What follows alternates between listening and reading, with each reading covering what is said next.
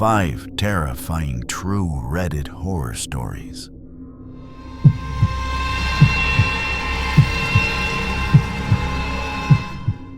I used to work the overnight shift at a 24-hour gas station just off a lonely stretch of highway in upstate New York. Most nights were quiet. A few truckers, the occasional drunk college kid coming back from a party, but nothing too wild. That changed one night in October about 3 years ago. It was a little after 2 a.m. when he walked in. Middle-aged guy, tall, pale skin, slick black hair like it had been combed but not washed. He wore an old brown trench coat, soaked from the light rain outside. Something about him immediately felt off. Not dangerous, just wrong. He didn't grab a snack or a drink, didn't head for the bathroom like most people do at that hour. He just stood there near the entrance, staring at me. I gave him a quick nod. "Evening?" He didn't reply, just kept staring, like he was trying to figure something out. After about 30 seconds of silence, I asked, "Can I help you with anything?" He smiled. Not friendly, too wide, too forced. Then he said, "I know you." My stomach tightened. "Sorry?" "You live in the red house off County Road 14, the one with the broken porch light." I froze. I didn't wear a name tag. I'd never seen him before. And yeah, my house was exactly like that. Middle of nowhere. Porch light had been broken for months. Trying not to panic, I played dumb. "You must be mistaking me for someone else." He shook his head slowly. "Number your bedrooms on the second floor. Front window. I've watched you sleep." I stepped back, reached for the silent alarm button under the counter, just in case. "You need to leave. Now." But he didn't move, just kept smiling. "You make ramen at 3:17 a.m. every night, chicken flavor." I hit the alarm. Still, he didn't move. About a minute later, the local deputy, Chris, pulled up. Small town guy, only a few years older than me. I could see the red and blue lights flashing through the windows.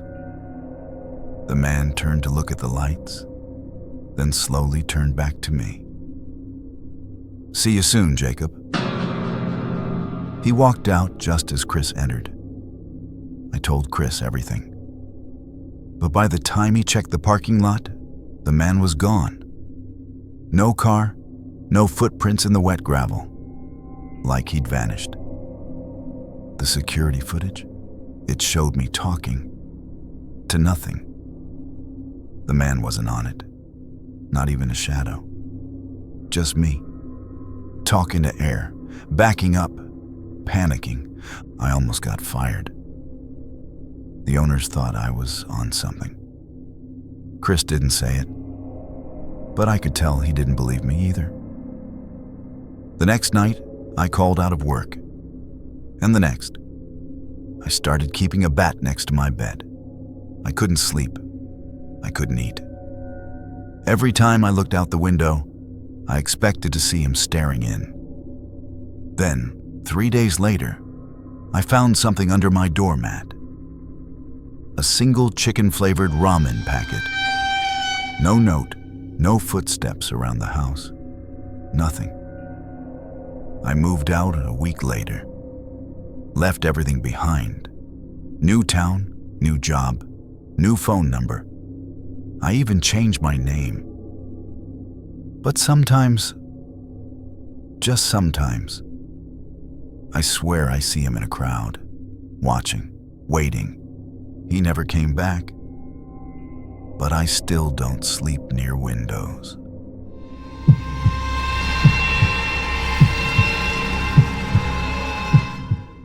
I live alone in a small house out in rural Oregon. I moved here to get away from everything. Cities, people, noise. I just wanted peace and quiet. It's the kind of place where your closest neighbor is half a mile away. My only real companion is my dog, Murphy. He's a mutt, but a good one. Quiet, protective, and alert to everything. A few weeks ago, I installed a dog door in the back so Murphy could go in and out during the night without waking me. I made sure to get one with a locking mechanism. Nothing fancy, just a sliding panel I could secure when needed. Most nights, I left it unlocked because Murphy liked to patrol the yard, especially when deer wandered close to the property. One night, around 2:30 a.m., I woke up suddenly, not to a noise, but to the feeling that something was wrong. The air felt off, too still. My house is old, so I'm used to creaks and groans, but this was different. It felt like the house was holding its breath. Murphy wasn't in bed with me. That wasn't unusual. He often slept on the couch or by the back door. But I felt uneasy, so I got up and walked down the hallway.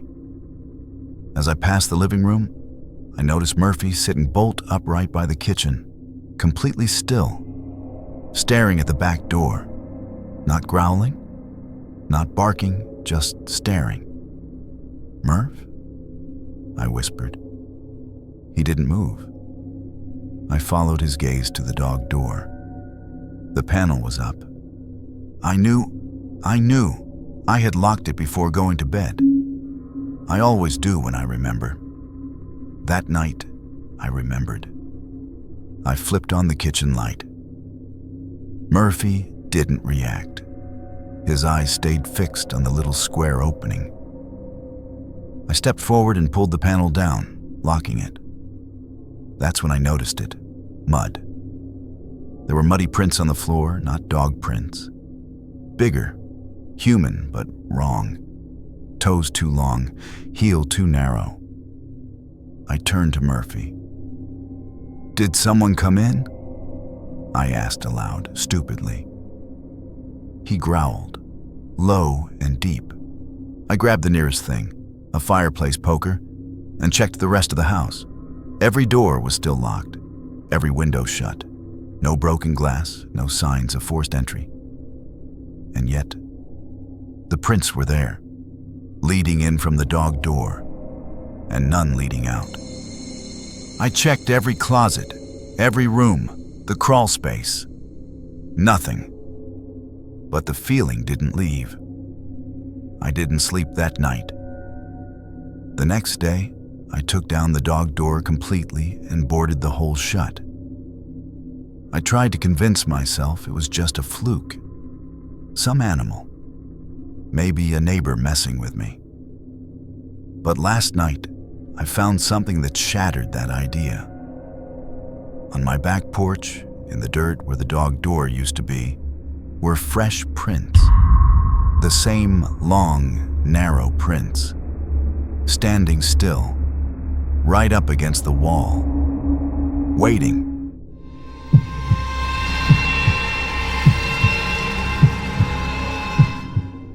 When I moved into my college dorm, I was assigned a random roommate named Caleb. He wasn't weird exactly, just very quiet. Clean, organized, kept to himself. I figured I lucked out. We didn't talk much beyond casual greetings. He often locked his bedroom, even when going to the bathroom. I assumed he was just private, or maybe paranoid. I didn't really care, we were just sharing rent. But 2 weeks in, I started noticing a strong smell coming from his room. Bleach, not subtle. The kind of industrial strength smell that stings your nose and makes your eyes water. I asked him about it one morning, half joking. He didn't laugh, just stared at me and said, "Had a spill." Then he walked out. That night, I had trouble sleeping. The smell was so intense it seeped under the door and into the hallway. I opened the windows, lit a candle, nothing helped. The next day, Caleb was gone when I woke up. I knocked on his door, curious if maybe something had gone wrong in there. A plumbing leak or chemical cleaner accident. No answer. I tried the knob. Locked, as always. That night, around 2 a.m., I heard noises, dragging, like something heavy being pulled across carpet. Then, a low thud, followed by silence. I sat up in bed, heart pounding. I wanted to ask Caleb what he was doing, but I didn't move. Didn't even breathe too loud. Something about that noise didn't feel right. It didn't sound like furniture. It sounded like weight. The next morning, he was gone again. But his door was cracked open. I stared at it for a good minute. I wish I'd had the common sense to just walk away. But I didn't. Inside, the floor was damp. Not wet, damp. Like something had been cleaned very recently. The bleach smell was overpowering. There were no posters, no personal items. Just a bed, a plastic bin in the corner, and a dark stain on the carpet near the closet. That's when I noticed it. A tuft of blonde hair caught in the door hinge. I backed out and closed the door. I didn't sleep that night, or the next. The following evening, I called campus security anonymously. I told them something didn't feel right. They showed up during the day. Caleb wasn't home. They didn't say what they found. But the next morning, his name was gone from the mailbox, and a woman from admin knocked on my door with a clipboard. "All set," she said. "Your new roommate will move in Friday." I asked what happened to Caleb. She blinked. "Who?"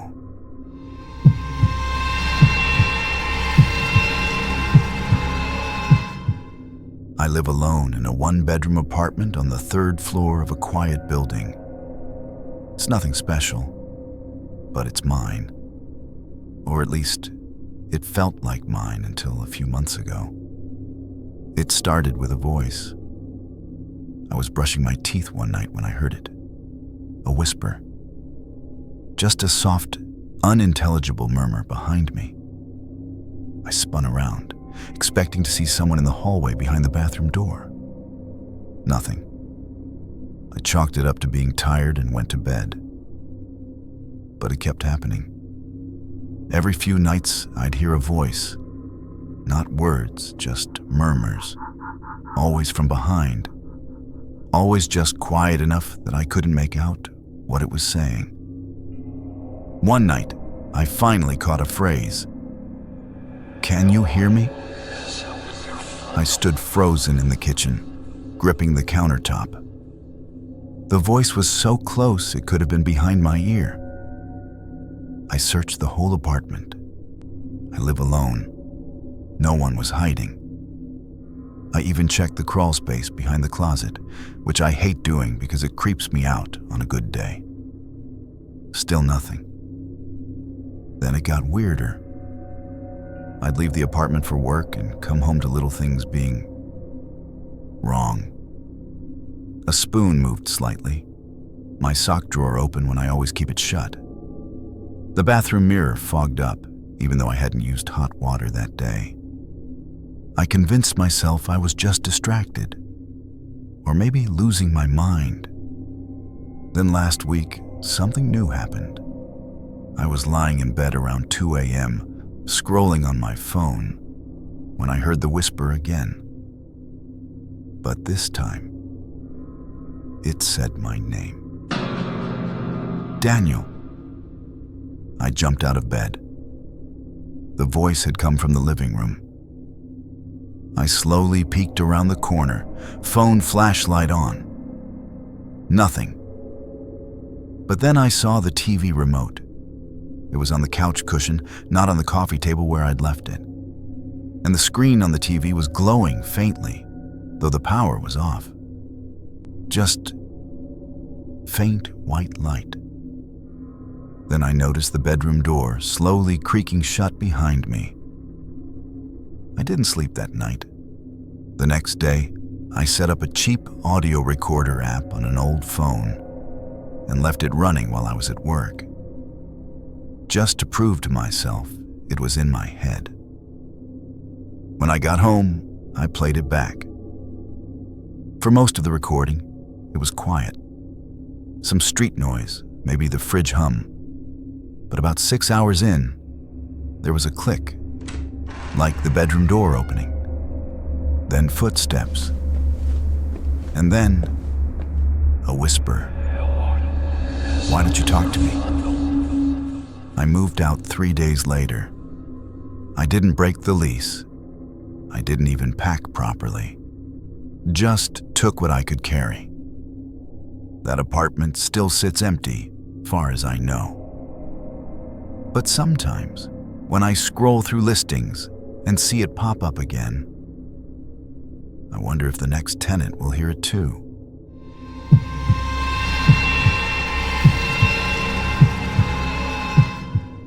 I used to work night shifts at a small 24-hour gas station just outside of town. It was boring, mostly quiet. You'd get the occasional drunk guy or someone on a long-haul drive. But for the most part, it was just me, some coffee, and whatever playlist I threw on that night. One night around 2:30 a.m., a woman came in. She looked normal. Mid-30s, dark hoodie, jeans.